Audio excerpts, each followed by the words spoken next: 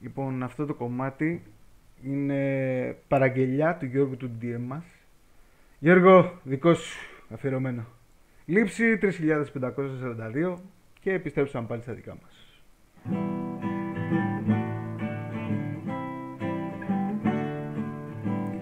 Μπορεί να περάσες στο save κι όλα μια χαρά, evasion να έχεις και να μην αρπάξεις καν φωτιά.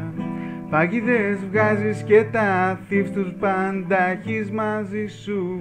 Μα να disintegrate σκόνη θα κάνει το κορμί σου.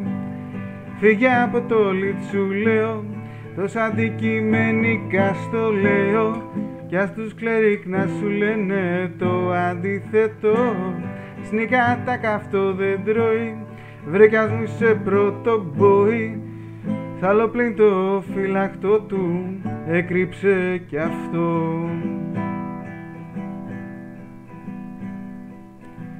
Μπορεί το height σου να έχει φτάσει στο Θεό, μου silently να έχεις πάνω από 100. Κι αν δεν σε βλέπουν οι φρούροι όλου αυτού του κόσμου, αυτό το λίτς έχει blind sight και ξέρει που είσαι φως μου. Φύγε από το λίτς σου λέω, τόσο αντικειμενικά στο λέω. Κι ας τους κλερικ να σου λένε το αντίθετο.